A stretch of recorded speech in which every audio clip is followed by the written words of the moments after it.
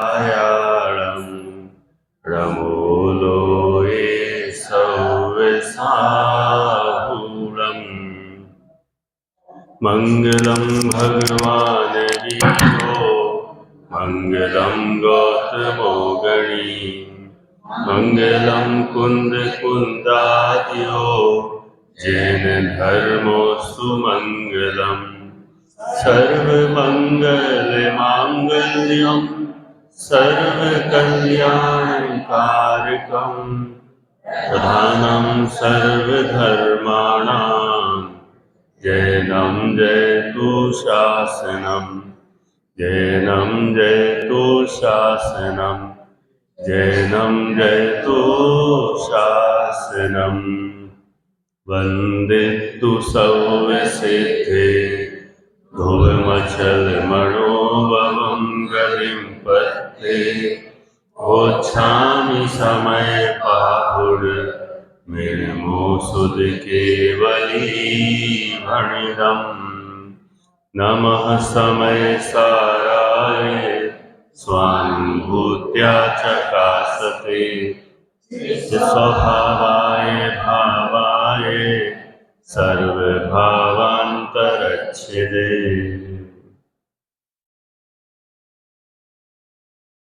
आचार्य कुंद कुंद देव विरचित ग्रंथादिराज परमागम समय सार जी इसकी गाथा नंबर 11 अपनी चल रही है और गाथा नंबर 11 में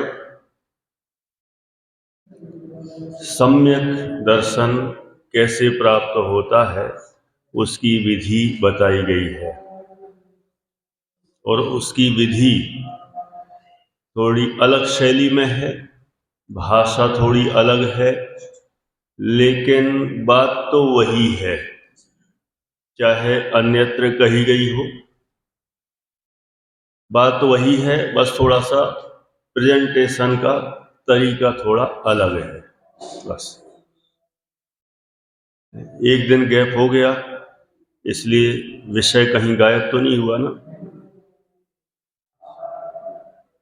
क्या कहा था इसमें? व्यवहार नय अभूतार्थ है, निश्चय नय भूतार्थ है, और जो निश्चय नय का विषय जो भूतार्थ है उसका आश्रय लेता है उसे सम्यक दर्शन हो जाता है। तो पहला पॉइंट था व्यवहार नय अभूतार्थ है। यहां पर टीका में और भावार्थ में आचार्य अमृत चंद्र देव की टीका और पंडित जयचंद जी छाबड़ा जी का भावार्थ, इसमें वही विषय आया है जो अपन चला रहे हैं, अलग से पढ़ा नहीं क्योंकि पढ़ने में अधिक समय चला जाता है। फिर भी किसी को ऐसा लगे कि कुछ पढ़ा तो है ही नहीं, इसलिए मैं थोड़ा सा पढ़ देता हूं, है ना। वैसे अपनी परंपरा में सिस्टम यही है कि पढ़ के व्याख्यान करो, बिना पढ़े करना उचित नहीं है। इसलिए टीका तो नहीं पढ़ रहा हूं, टीका बहुत बड़ी है। भावार्थ में जो पंडित जयचंद जी छाबड़ा जी ने उसी का भावार्थ लिखा है वही एक बार थोड़ा सा पढ़ते हैं। क्या लिखा यहां व्यवहार नय को अभूतार्थ और शुद्ध नय को भूतार्थ कहा है। एक चीज और हमें ध्यान रखना है, शुद्ध नय को भूतार्थ कहा है और अपन उसकी जगह किसको कह रहे हैं? निश्चय नय को, है ना। थोड़ा इसका भी थोड़ा सा खुलासा करना है। इसमें तो शुद्ध नय लिखा है और अपन क्या बोल रहे हैं? निश्चय नय। दोनों एक ही बात है ना, दोनों एक ही है ना, चाहे शुद्ध नय कहो चाहे निश्चय नय कहो। सामान्य अपेक्षा से तो एक कह सकते हैं क्योंकि शुद्ध नय निश्चय नय का ही भेद है, लेकिन यदि सूक्ष्मता में जाएंगे तो शुद्ध नय उसका एक विशेष पार्ट है निश्चय का, अपन वही भी आज अपन देखेंगे। यहां क्या बोला फिर, व्यवहार नय को अभूतार्थ और शुद्ध नय को भूतार्थ कहा है। जिसका विषय विद्यमान ना हो, असत्यार्थ हो, उसे अभूतार्थ कहते हैं। ये तो हमने पढ़ लिया ना अच्छे से। जिसका विषय विद्यमान ना हो उसको कहा अभूतार्थ, असत्यार्थ। तो व्यवहार नय का विषय विद्यमान है कि नहीं है कि नहीं है? कई लोग बोल रहे नहीं है वाला कोई है? इस प्रकरण के अनुसार तो नहीं है, क्योंकि यहां लिखा ही है नहीं है ना। प्रकरण अलग चल रहा हो उस दृष्टि से ऐसा भी कहेंगे व्यवहार नय का विषय विद्यमान है। लेकिन जहां प्रयोजन कुछ अलग ही हो, उस प्रयोजन की दृष्टि से तो यहां यही कहना है आचार्य को, व्यवहार नय का विषय विद्यमान नहीं है। तो अपनी दो बातें चल रही थी, अभी अपन उसको फिर से देखेंगे। और आगे क्या लिखा यहां, व्यवहार नय को अभूतार्थ कहने का आशय यह है कि शुद्ध नय का विषय अभेद एकाकार रूप नित्य द्रव्य है। शुद्ध नय का विषय कैसा है? अभेद एकाकार रूप नित्य द्रव्य है। अभेद है, एकाकार, बिल्कुल वही का वही नित्य द्रव्य है। उसकी दृष्टि में भेद दिखाई नहीं देता, इसलिए उसकी दृष्टि में भेद अविद्यमान असत्यार्थ ही कहना चाहिए। माने शुद्ध नय की दृष्टि में भेद दिखाई नहीं देता, और व्यवहार नय किसको देखता है? भेद को देखता है। तो शुद्ध नय का विषय यदि हम देखेंगे तो शुद्ध नय के विषय में व्यवहार नय का विषय अविद्यमान है, असत्यार्थ है, अभूतार्थ। ऐसा है। बहुत बार ऐसा भी होता है, होते हुए भी अपन कहते नहीं है। अपन ने मान लो है दीपक राज जी साहब 100 लोगों को बुलाया और 100 में से 4-5 ही आए। तो किसी से पूछा आए कि नहीं आए? सब कोई नहीं आया। क्या बोलते हैं? कोई नहीं आया। 4-5 तो आए। कहते नहीं, हमने कितने को बुलाया था? 100 को बुलाया था, लेकिन 4-5 आ गए तो उसको क्या बोलते हैं? क्योंकि 4-5 की वैल्यू नहीं ना, हमारा तो काम 100 से बनेगा। अब 4-5 आए तो भाई आए नहीं आए कोई काम के नहीं, ऐसा ही हो गया। तो होते हुए भी नहीं है। ऐसे ही व्यवहार नय का विषय यद्यपि विद्यमान है, विद्यमान तो है, लेकिन शुद्ध नय के सामने वह अविद्यमान है। क्योंकि शुद्ध नय को अभेद देखना है, शुद्ध नय का विषय अभेद है, और अभेद पर ही लक्ष्य करना हमारा उद्देश्य है। लेकिन उसके सामने भेद खड़े करोगे तब तो कहते हैं वो भेद कोई काम के नहीं है। ऐसा है, इसलिए वे भेद अविद्यमान है। और व्यवहार नय का विषय भेद है तो वह अविद्यमान है। और अविद्यमान तो कहो, दूसरा शब्द कहो तो थोड़ा और लगता है। क्या लिखा? असत्यार्थ है। क्या है? असत्यार्थ है। और इसको थोड़ा और गहराई से कह दें, अभी आपने कहा, क्या कहें? झूठा है। चलेगा? इस अपेक्षा से तो चलेगा। क्यों चलेगा? क्योंकि अभेद वस्तु में भेद करना ही झूठा है ही।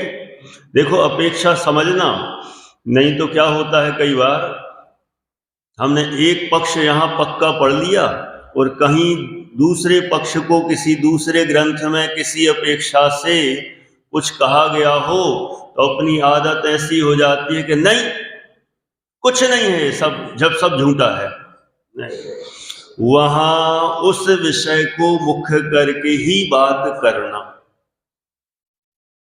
ऐसे ही होता है, जब चरणानुयोग का विषय चल रहा हो तो वहां चरणानुयोग को ही मुख्य करना, ये खाना चाहिए, ये नहीं खाना चाहिए। वहां ये कहोगे आत्मा ने तो आज तक खाया ही नहीं, तो फिर वो बात ऐसे ही हो जाएगी ढीली। फिर तो अरे आत्मा ने तो खाया ही नहीं और खाओ सब। कई लोग होते हैं ऐसे। थोड़ी सी चरणानुयोग की बात निकालो, क्या कहते हैं, ये क्या स्थूल सी बात, इसमें है क्या, क्रिया कांड है, तो कैसी बात करो, ऊंची। कैसी बात करो, ऊंची ऊंची, सूक्ष्म सूक्ष्म, सूक्ष्म करो, ऊंची करो। कैसी सूक्ष्म ऊंची करो? खाने पीने की बात नहीं, आत्मा ने तो आज तक खाया ही नहीं है। छोटे बच्चों की क्लास चल रही हो बाल बोध की, उसमें लिखा आलू प्याज नहीं खाना चाहिए, अभक्ष है, मान लो उसमें लिखा हो, और अपन क्या पढ़ाएं बर्मान जी साहब, आलू प्याज की चर्चा ही मत करो, क्योंकि आत्मा ने आज तक आलू प्याज को छुआ ही नहीं।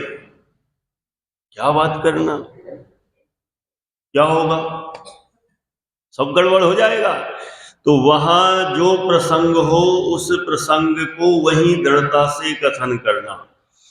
व्यवहार नय का विषय चल रहा हो, कर्म व्यवस्था चल रही हो, वहां उस प्रसंग को दृढ़ करना। और अभी शुद्ध नय का विषय चल रहा है, तो शुद्ध नय के सामने व्यवहार नय झूठ ही कह दिया, सत्यार्थ कह दिया, है ना। देखो, उसकी दृष्टि में भेद दिखाई नहीं देता, इसलिए उसकी दृष्टि में भेद अविद्यमान असत्यार्थ ही कहना चाहिए। लेकिन आगे एक और लिख दिया, ऐसा ना समझना चाहिए कि भेद रूप कोई वस्तु ही नहीं है। देखो, दूसरा पॉइंट भी उन्होंने ले लिया, भेद रूप वस्तु है ही नहीं, सर्वथा नहीं। नहीं तो आगे आगे न्याय का विषय आ गया, अब कौन से मत का प्रसंग आ जाएगा, वेदांत का आ जाएगा, इसका आ जाएगा, उसका आ जाएगा, अभी वो नहीं ले रहे हैं। हमें तो इतना जानना है, किसी अपेक्षा से भेद है, और यहां जो प्रकरण है उसकी अपेक्षा से भेद नहीं है। आत्मा में ज्ञान दर्शन चारित्र है कि नहीं? बोलो, है कि नहीं है? है। तो सर्वथा लोप मत कर देना, नहीं तो मैं ज्ञान से जानता हूं, दर्शन से सामान्य अवलोकन करता हूं, और सुख गुण से उसका सुख का भोग करता हूं, वीर शक्ति है, सब खत्म हो जाएगा। इसलिए उसको भी अपनी जगह स्वीकार करना, लेकिन जब लक्ष्य करने की बात हो, उस समय अभेद का ही लक्ष्य करना, भेद का नहीं।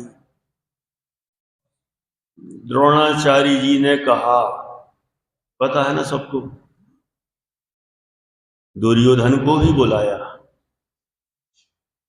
है, सबको बुलाया, अर्जुन को ही बुलाया, काहे के लिए? लक्ष्य साधो। देखो जरा ऊपर, क्या देखो, वृक्ष के ऊपर क्या है, उस पे पहले से हिंट कर दी कि वहां चिड़िया है, उसकी आंख की पुतली है, उस पर लक्ष्य साध के देखो क्या क्या दिख रहा है। और हम क्या क्या दिख रहा है? दुर्योधन को बुलाया द्रोणाचार्य जी ने, बताओ दुर्योधन, लक्ष्य साधो, क्या क्या दिख रहा है? दुर्योधन ने कहा, गुरुजी, चिड़िया भी दिख रही है, चिड़िया की आंख भी दिख रही है, उस आंख की पुतली भी दिख रही है, डाल भी दिख रही है, पेड़ भी दिख रहा है, और आप भी दिख रहे हो। उनने कहा, भगो, तुम्हारा कोई काम नहीं है। मैं भी दिख रहा हूं, ये भी दिख रहा है, वो भी दिख रहा है, सब दिख रहा है, तुम नहीं चला सकते वहां, छोड़ दो, सही लक्ष्य तुम्हारा नहीं साधा है। अर्जुन को बुलाया, विशाल जी, अर्जुन को बुलाया, बोलो अर्जुन, क्या दिख रहा है? सिर्फ चिड़िया की आंख की पुतली दिखाई दे रही है, डाल नहीं दिख रही, नहीं, चिड़िया दिख रही, नहीं, पेड़ दिख रहा, नहीं, मैं तो दिख रहा हूं, नहीं, कुछ नहीं दिख रहा, तो छोड़ दो बाण। अच्छा मुझे बताओ, उस समय वे सारी चीजें थी कि नहीं थी? थी ना, सब स्वीकार है कि नहीं है? तो दुर्योधन सही था कि नहीं था?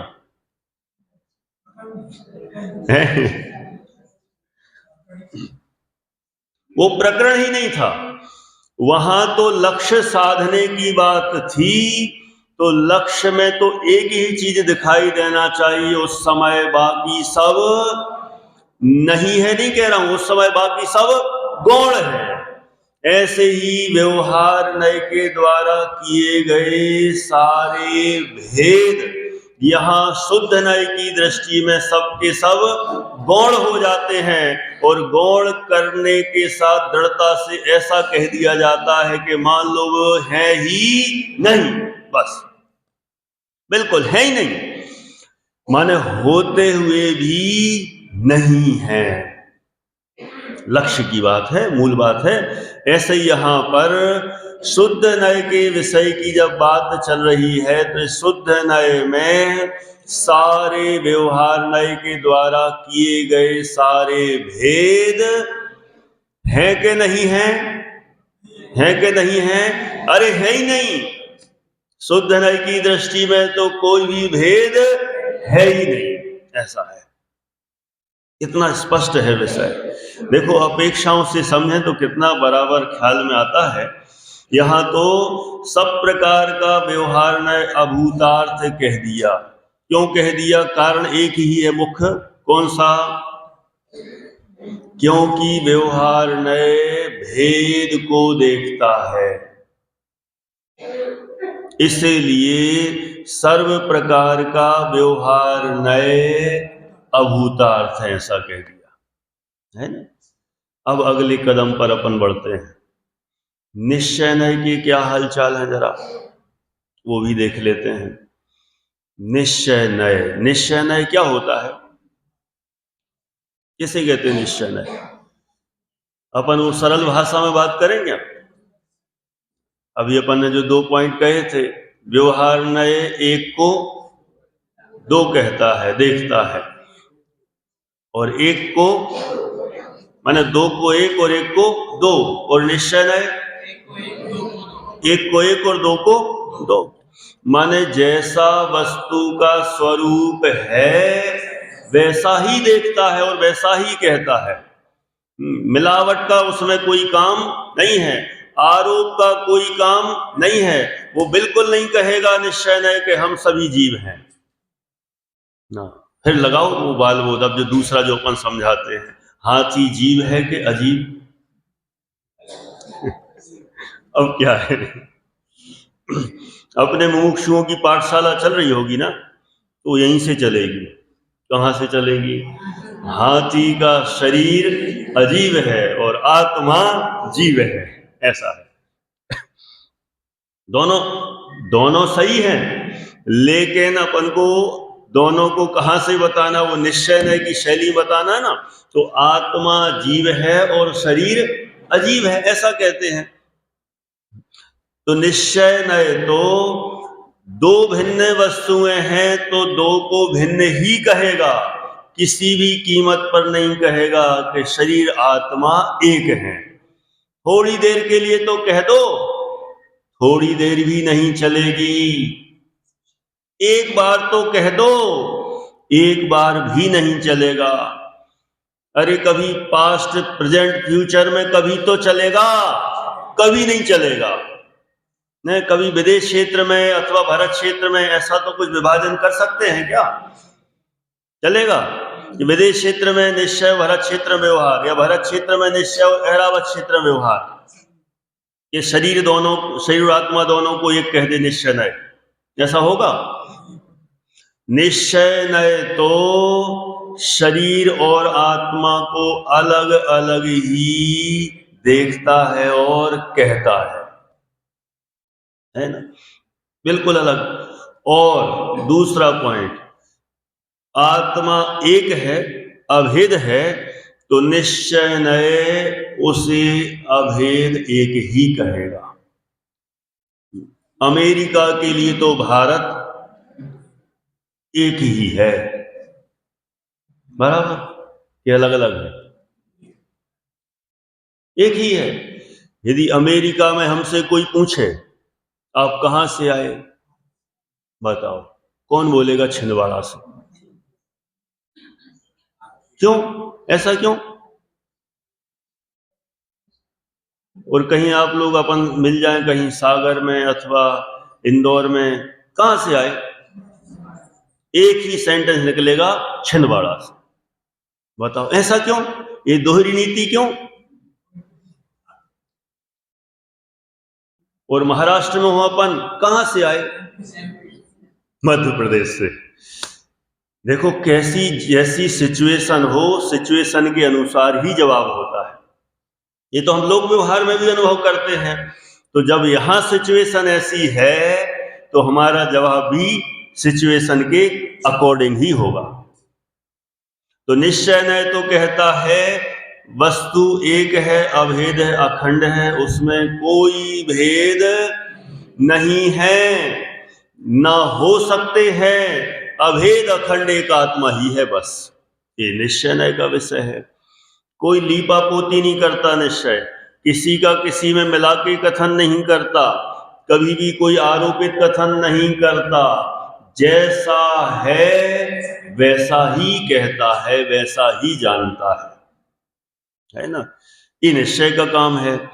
अब बात आई, निश्चय तो हमने सुना है अनेक प्रकार का है। कितने प्रकार का है? कितने प्रकार का?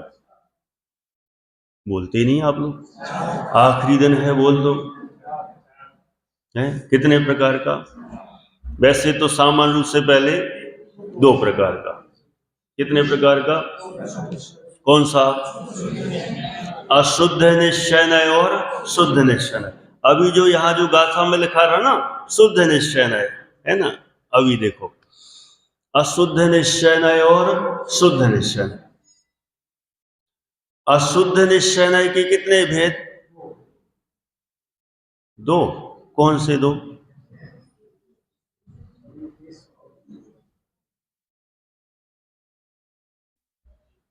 कितने अशुद्ध निश्चय नय के? एक बार और सोच लो, क्योंकि अब व्यवहार में भी 2 थे ना, तो अपन ने भी सोचा निश्चय में भी ऐसे ही 2 होंगे। ऐसा नहीं है यहां, अशुद्ध निश्चय तो एक ही है, अशुद्ध निश्चय तो एक ही है, और शुद्ध निश्चय नय कितने? उसके 3 भेद हैं। अब आप बताना कि यहां गाथा में कौन सा शुद्ध निश्चय है, क्योंकि शुद्ध निश्चय नय के भी 3 भेद हो गए। शुद्ध निश्चय नय के 3 भेद, कौन से 3? एक देश शुद्ध निश्चय नय, साक्षात शुद्ध निश्चय नय और परम शुद्ध निश्चय नय, है ना। अब देखा जाए तो जो पहला नंबर का शुद्ध निश्चय नय कौन सा कहा? एक देश। और दूसरा कौन सा कहा? साक्षात। साक्षात ये नाम तो बाद में जोड़ा, मूल नाम तो उसका है नहीं, उसका नाम भी है शुद्ध निश्चय है। सुनना जरा, कंफ्यूजन हो सकती है, लेकिन कंफ्यूजन का सॉल्यूशन भी है। शुद्ध निश्चय नय के 3 भेद, एक देश शुद्ध निश्चय नय, शुद्ध निश्चय नय और परम शुद्ध निश्चय नय। ठीक है, एक बार और बोलता हूं, 3 है तो 3 बार तो बोले कम से कम, है ना। अन्ना जी थे अपने, यहाँ आते थे ना, बहुत बार आए, तो बार बार, हाँ ना, आदरणीय ब्रह्मचारी यशपाल जी, अन्ना जी, उनका तो फिक्स डायलॉग था, राजा पुनः पुनः बोलता हूं। मैंने एक बात को उनको, या करणाने का विषय तो एक बार में तो दिमाग में फिट होता नहीं, तो एक बार, 2 बार, 3 बार, और अपने भी दिमाग ऐसे ही काम करता है, एक बार में कई बार उतना ख्याल में नहीं आता, दूसरी बार कह दो तो और तीसरी बार कहे तो एकदम बैठ जाता है ना। तो ये तीसरी बार कहता हूं, अशुद्ध निश्चय तो एक ही है, शुद्ध निश्चय के 3 भेद, पहला है एक देश शुद्ध निश्चय, दूसरा है शुद्ध निश्चय, और तीसरा है परम शुद्ध निश्चय। अब कंफ्यूजन इसमें होती है, शुद्ध निश्चय के 3 भेदों में एक बीच वाला, वो भी शुद्ध निश्चय है, तो इसमें कंफ्यूजन क्रिएट होती है। इसलिए जो सेकंड नंबर का शुद्ध निश्चय है, उसका एक नाम और रखा है, क्या है, साक्षात शुद्ध निश्चय, जिससे कंफ्यूजन ना हो। नहीं तो फिर यहां पर जो शुद्ध निश्चय है ना, गाथा में शुद्ध नहीं आया, तो यहां कौन सा वाला लेते, वो तीनों का एक जो एक है मुखिया, उसको लेते कि जो उसका सेकंड पार्ट वाला शुद्ध वो लेते। प्रश्न फिर से पूछता हूं, यहां जो शुद्ध न्याय आया है गाथा में, शुद्ध न्याय कहो, शुद्ध निश्चय न्याय कहो, तो एक तो वो है कौन सा शुद्ध न्याय, शुद्ध निश्चय न्याय, एक अशुद्ध निश्चय न्याय और एक शुद्ध निश्चय न्याय। तो शुद्ध निश्चय न्याय एक, और अब इसके 3 पार्ट हैं, एक देश शुद्ध निश्चय न्याय, शुद्ध निश्चय न्याय और परम शुद्ध निश्चय न्याय। तो जो गाथा में जो बता रहे हैं शुद्ध न्याय, शुद्ध निश्चय न्याय, तो जो सेकंड पार्ट वाला शुद्ध न्याय है, ये वाला लेना, कि जो पहला जो तीनों का कॉमन है वो वाला लेना। कौन सा लेना, कि एक और ऑप्शन है, तीसरा परम शुद्ध निश्चय वाला लेना। फिर से बोलता हूं, 3 ऑप्शन, शुद्ध निश्चय के कितने भेद किए, 3, माने जो शुद्ध निश्चय है, एक तो ये अपने आप में शुद्ध निश्चय है, अब इसके 3 पार्ट किए, एक देश शुद्ध निश्चय, परम शुद्ध निश्चय, इधर भी शुद्ध निश्चय है, एक ये है शुद्ध निश्चय, है ना, तो 2 ऑप्शन हो गए, और एक तीसरा है परम शुद्ध निश्चय, ये भी शुद्ध नहीं है ना। कंफ्यूजन तो नहीं, कर्णानुग नहीं चल रहा है। कई लोगों को लगता कर्णानुग कठिन है, जो कठिन, कर्णानुग की परिभाषा बना रखी, जो कठिन हो उसे कर्णानुग कहते हैं। द्रव्यानुग भी एकदम सरल नहीं है, वो तो क्या अपन थोड़ी थोड़ी सी ऊपर एक मुख्य अपन ने नए को रख लिया और उसकी मुख्यता से बात चलती है। अपने ज्यादातर तो ऐसे ही होता ना, कौन सी किस नए से चलती है, हाई लेवल पे ही जाते हैं अपन सीधे। आत्मा ने तो आज तक बस छुआ ही नहीं, ग्रहण नहीं किया, ये नहीं किया, वो नहीं किया, ये नहीं किया, तो एक ही चलता है वस्तु, कौन सा वाला, परम शुद्ध निश्चय है। बाकी के तो पता ही नहीं चलते कि क्या हो गया, लेकिन उनका भी हमें बराबर ख्याल रहना चाहिए। तो प्रश्न तो आ गया ख्याल में, यहां जो शुद्ध निश्चय कह रहे हैं ना, शुद्ध नवो भूदत्थो देश दोदू शुद्ध नवो, तो यहां जो शुद्ध नय है कौन सा वाला लेना, ये 3 पार्ट में से बीच वाला, ये तीनों का एक जो ऊपर कॉमन है वो वाला, कि सबसे अंतिम जो परम शुद्ध निश्चय है वो वाला। ये तीसरे वाला परम शुद्ध निश्चय है वो वाला लेना। कोई कहेगा ऐसा क्यों, अब क्यों का भी जवाब है। पहले तो ये जान लें कि इन सब का विषय क्या है, शॉर्ट में एकदम शॉर्ट एंड स्वीट। पहला कौन सा भेद बताया, अशुद्ध से शुरू करते हैं ना। पहले निश्चय के 2 भेद, अशुद्ध निश्चय नय और शुद्ध निश्चय नय। अशुद्ध निश्चय नय का विषय क्या है? मोह राग द्वेष विकारी भाव। इनको जीव का कहना नहीं, जीव का कहना नहीं, जीव ही इन रूप है। अभेद कथन। देखो व्यवहार नय में उपचरित सद्भूत व्यवहार नय में लिए थे ना जीव के रागादि विकारी भाव, तो वे रागादि विकारी भाव जीव के हैं, ये उपचरित सद्भूत व्यवहार नय का विषय है। और जीव स्वयं रागादिमय है, ऐसा अभेद कथन करना, इसका नाम अशुद्ध निश्चय है। समय सारणी ग्रंथ में गाथा नंबर 125 125 उसमें लिखा, कोहव जुत्तो कोहो मानव जुत्तो मानवे वादा माऊ जुत्तो माया लोहव जुत्तो हवदि लोहो। मतलब क्या है? इसका हिंदी पद्य अनुवाद पढ़ते हैं। क्रोधोपयोगी क्रोध है, मानोपयोगी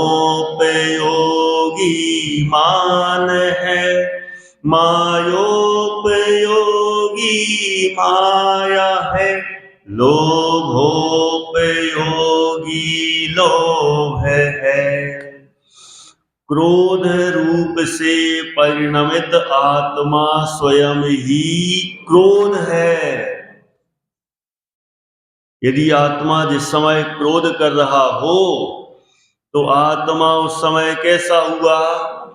क्रोध है ना, क्रोधी भी कह सकते हैं, अभेद कथन कर देना। और दूसरा, मान भाव से परिणमित आत्मा स्वयं मान है। मानी कहने में भी ऐसा लगता है, थोड़ा भेद जैसा लगता है ना, लेकिन वो स्वयं आत्मा ही मान है। माने जिस समय हम मान कर रहे हो, समझ लेना यदि अशुद्ध निश्चय से देखेंगे ना तो उस समय हम कौन हुए? जीव नहीं, कौन हुए? मान। यदि मायाचारी कर रहे हो, किसी को चढ़ा रहे हो, आज तो स्मार्ट लग रहे हैं, क्या बात है, नहीं भी लग रहा है तो भी लग रहे हैं, आज तो क्या बात है, छा गए। नहीं भी चाहे, नहीं भी छा गए तो भी छा गए। आज तो क्या आपने गाया। हो सकता है नहीं गाया हो, फिर भी गाया। इस तरह से छल द्वारा किसी को अलग रूप से कथन करे। जिस समय यह जीव मायाचारी कर रहा हो उस समय आत्मा क्या है? माया। और लोभ कर रहा हो तो आत्मा उस समय स्वयं लोभ है। ये अशुद्ध निश्चय का विषय। राग रूप से परिणमित हो रहा हो तो आत्मा राग है, द्वेष कषाय कर रहा हो तो आत्मा द्वेष है, ऐसा है। माने जिस भाव से परिणमन कर रहा हो अशुद्ध भावों से, तो आत्मा उस समय वैसा ही है। तो ये प्रवचन सारणी ग्रंथ में भी आया, अशुभोपयोग से परिणमित आत्मा अशुभ है, शुभोपयोग से परिणमित आत्मा शुभ है, और शुद्धोपयोग से परिणमित आत्मा शुद्ध है ना। तो यहां पर जिस समय आत्मा रागादि विकारी भावों से परिणमित हो रहा है तो आत्मा उसमय है। अभेद देखना, अशुद्धता से अभेद देखना, इसका नाम है अशुद्ध निश्चय। क्लियर? कठिन तो नहीं? नींद वींद तो नहीं आ रही दिन में? चेहरे तो ऐसे लग रहे हैं या तो बहुत गंभीर हो गए हैं, गंभीर हो गए कि कुछ पता ही नहीं चल रहा क्या चल रहा है। न गंभीर भी दो ही तरह से होते हैं, या तो एकदम विषय गहरा चल रहा हो कि यार ये वाली बात तो एकदम अलग टाइप की है, मजेदार है, तो बहुत ध्यान से सुना जाता है, तो चेहरा एकदम ऐसे ही हो जाता है। उस समय कुछ नहीं, हंसी वसी कुछ नहीं, सब गायब हो जाती है, ऐसा लगता है अरे ऐसा है। और या तो कुछ भी समझ में नहीं आ रहा हो तो टकटकी लगाकर देखते रहो क्या चल रहा है अशुद्ध निश्चय हो गया। अब सेकंड नंबर पर आते हैं, एक देश शुद्ध निश्चय नय। एक देश माने आंशिक शुद्ध पर्यायों को देखकर जीव में सम्यक दर्शन आदि प्रकट हुए, है ना। औपसमिक शायोपसमिक, शायक नहीं, शायक तो पूरा शुद्ध माना जाता है। औपसमिक शायोपसमिक ऐसे सम्यक दर्शन प्रकट हुए तो आंशिक शुद्धता प्रकट हुई, उस शुद्धता के आधार से जीव को शुद्ध देखना, इसका नाम है एक देश शुद्ध निश्चय नय। दो हो गए। नंबर 3, शुद्ध निश्चय नय कहो अथवा उसी का नाम साक्षात शुद्ध निश्चय नय कहो। तो इस साक्षात शुद्ध निश्चय नय का विषय क्या है? पूर्ण शुद्ध पर्यायों की तरफ से, माने शायक सम्यक दर्शन, केवल ज्ञान, केवल दर्शन, नवलब्धियां आदि, इनकी ओर से आत्मा को देखना, अभेद देखना, तन्मय देखना, वह साक्षात शुद्ध निश्चय है। कोई कहे वो अनुपचरित सद्भूत व्यवहार में भी तो ही था ना। देखो दोनों में अंतर है। वहां अनुपचरित सद्भूत व्यवहार में केवल ज्ञान आदि पर्यायों को जीव से भेद रूप देखा जा रहा था कि ये आत्मा के हैं, ये आत्मा के हैं, और यहां क्या देखा जा रहा है? आत्मा ही केवल ज्ञान है। केवल ज्ञान आत्मा में ऐसा नहीं, आत्मा में केवल ज्ञान है तो अनुपचरित सद्भूत व्यवहार का विषय है, और केवल ज्ञान रूप से परिणमित आत्मा स्वयं ही केवल ज्ञान है। ये है साक्षात शुद्ध निश्चय का विषय। अभेद देखना, बस वहां भेद और ये अभेद क्लियर। और सबसे अंतिम बचा कौन सा? कठिन तो ही लग रहा। चौथा है, हाँ जी साहब बोलिए।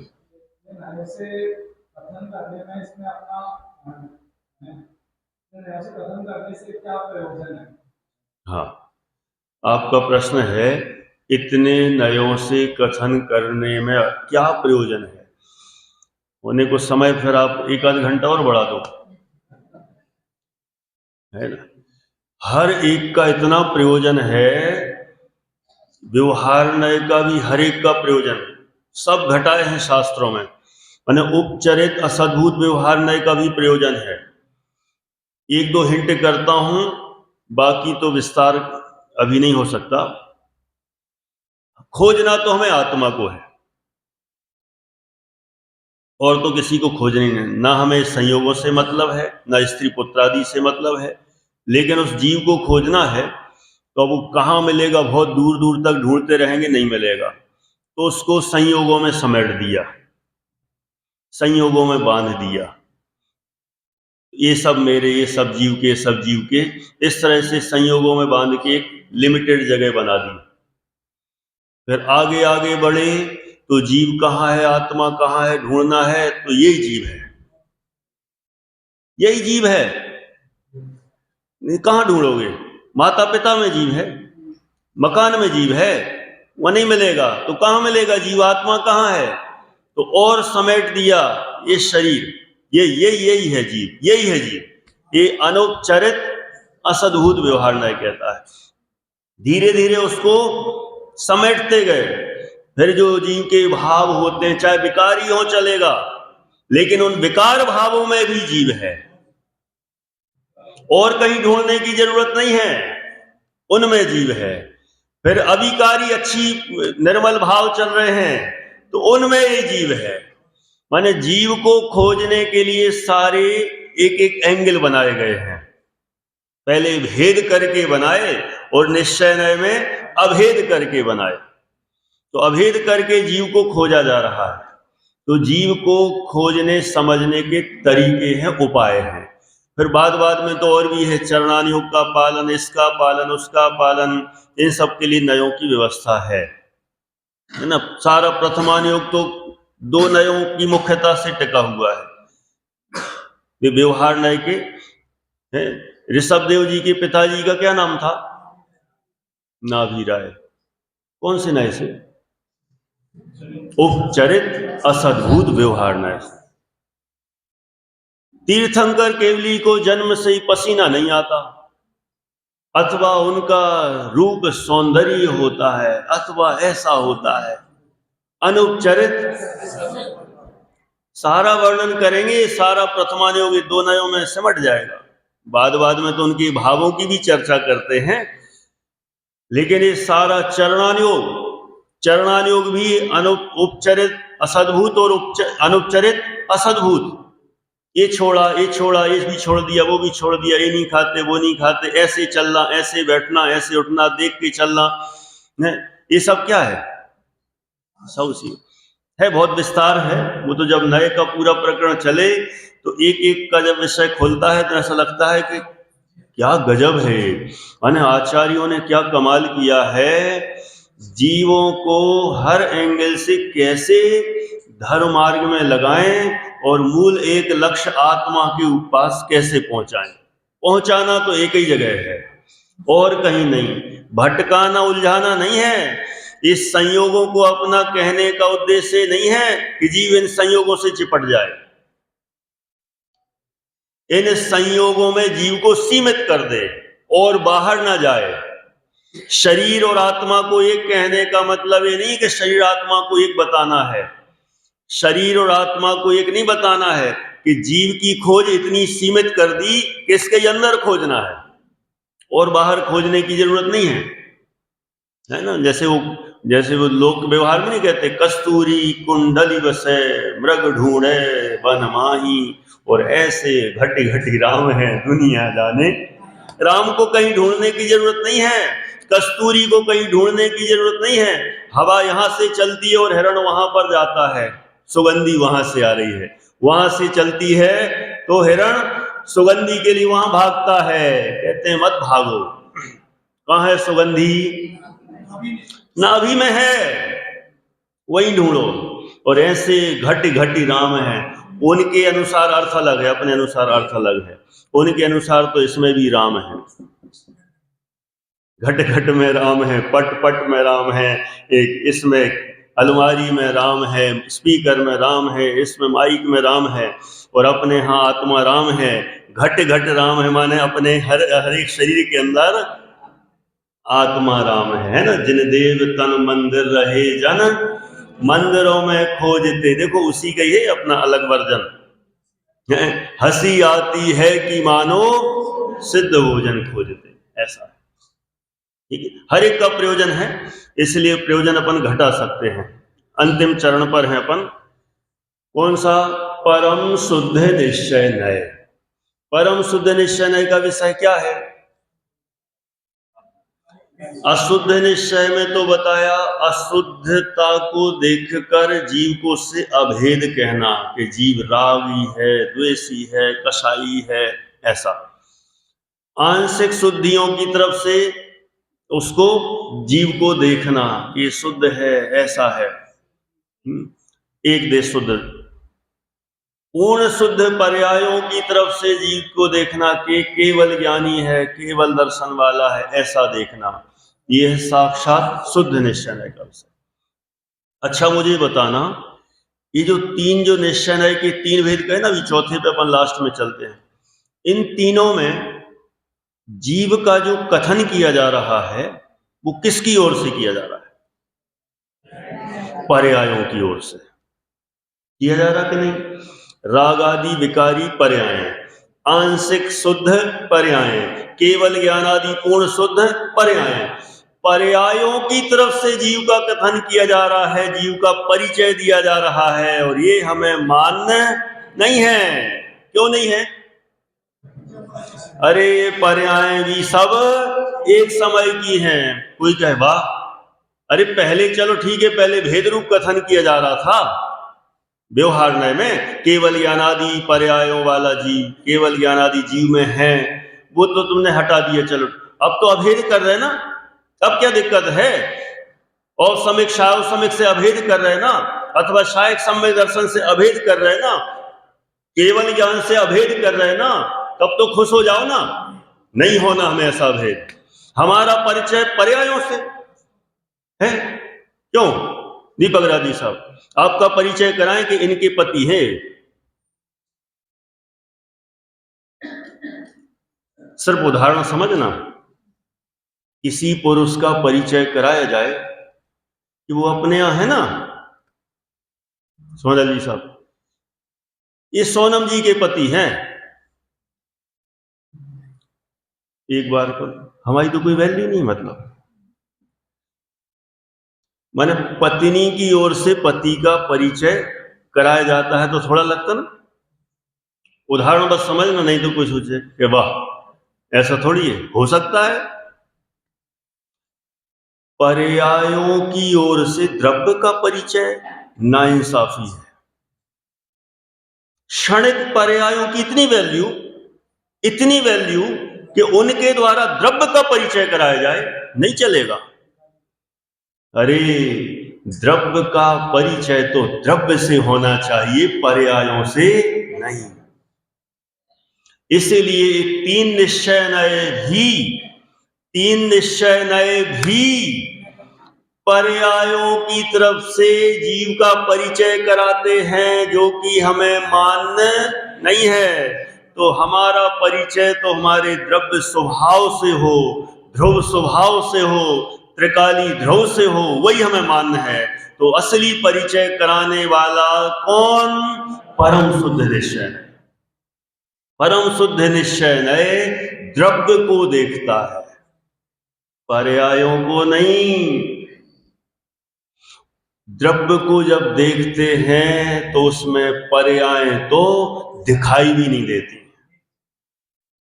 दिखाई भी नहीं देती हैं। पहले का जमाना अच्छा था, द्रव्य को ही निमंत्रण दिया जाता था, है ना। अब जमाना भले ही बदल रहा है, बदल रहा है कि नहीं बदल रहा है?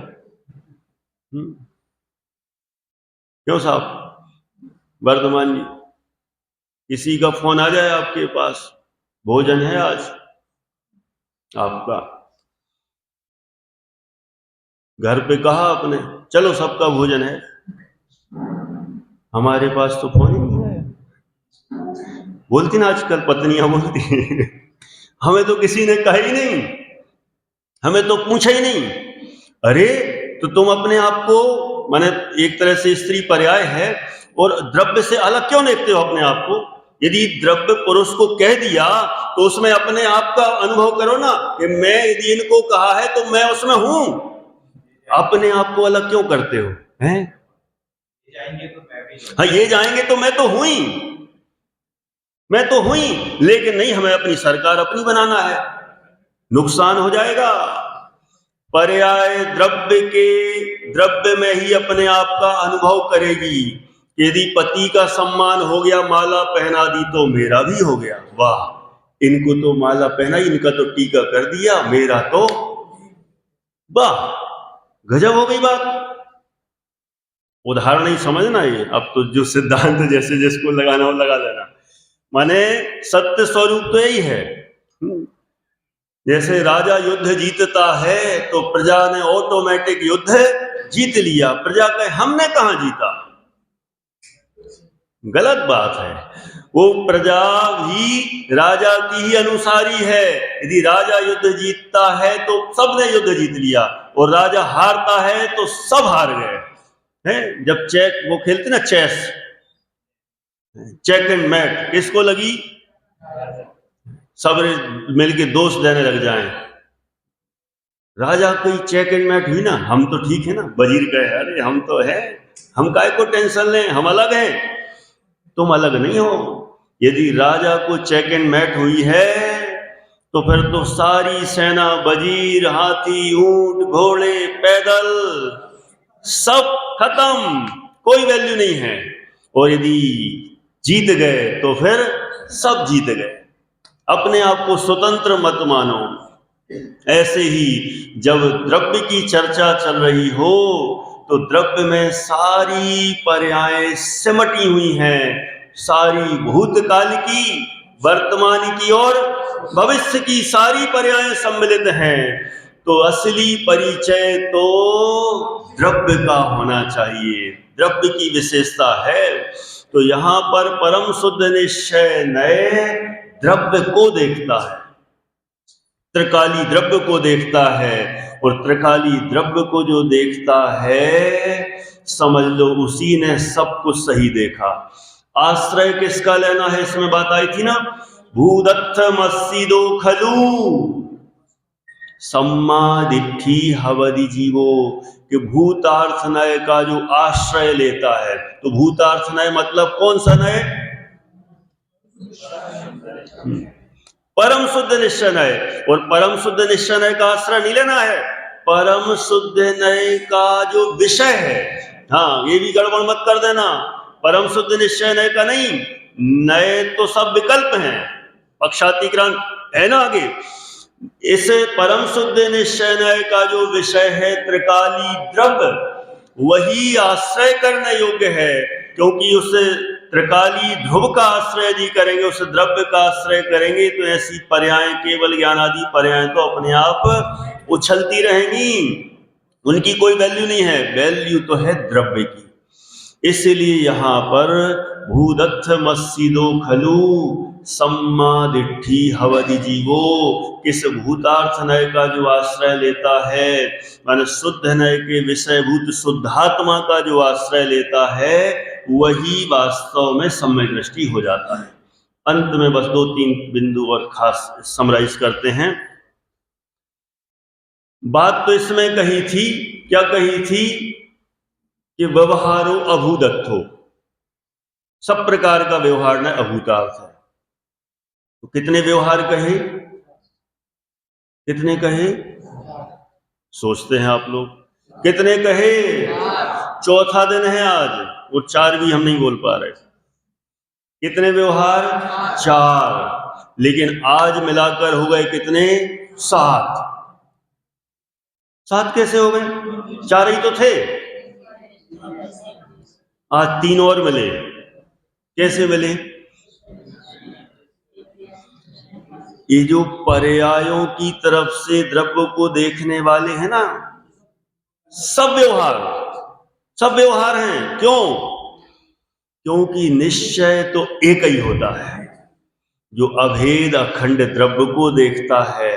जो पर्यायों से द्रव्य को दिखाए भी निश्चय हो ही नहीं सकते, वे सब के सब व्यवहार ही हैं। माने एक देश शुद्ध निश्चय भी व्यवहार ही है, साक्षात शुद्ध निश्चय भी व्यवहार ही है, और यहां तक कि एक छुड़ी अशुद्ध निश्चय, अशुद्ध निश्चय भी व्यवहार ही है, क्योंकि पर्यायों से द्रव्य का परिचय कराते हैं, द्रव्य को दिखाते हैं।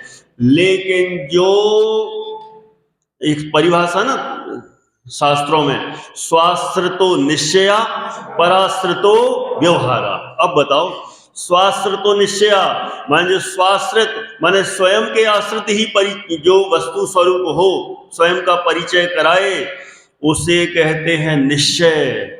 और पराश्रितो व्यवहारा माने ये पर्याय भी एक तरह से हैं, पर ही हैं, अपेक्षा से है ना, होने को द्रव्य से उत्पन्न होती तो द्रव्य की हैं, प्रवचन सार जी तो कहेगा कि वो द्रव्य ही है ना, लेकिन यहां इनका लक्ष्य नहीं करना है, इससे अपेक्षा से पर है। तो यहां पर 4 व्यवहार और 3 आज के जो निश्चय कहे जा रहे थे, वे भी परम शुद्ध निश्चय नय की दृष्टि में सब के सब व्यवहार हैं। इसलिए सब व्यवहार नय कैसे हुए? अभूतार्थ हैं, असत्यार्थ हैं। इनमें से किसी का भी आश्रय लेंगे तो सम्यक दर्शन नहीं होगा। और परम शुद्ध निश्चय नय का विषयभूत जो विद्यमान आत्मा है, उसका आश्रय लेने से ही सम्यक दर्शन हो सकता है। इसलिए हम सभी इसका अभ्यास करें, बारंबार चिंतन मनन करें, और इसका आश्रय से सम्यक दर्शन प्राप्त करें। इसी भावना से यहाँ पर पूरा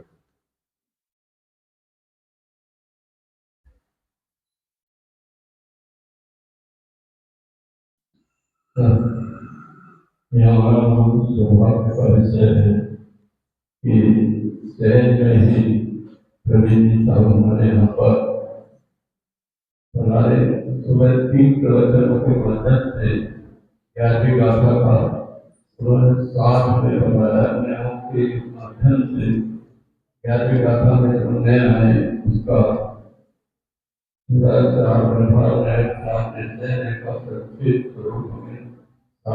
शब्दों में समझाया।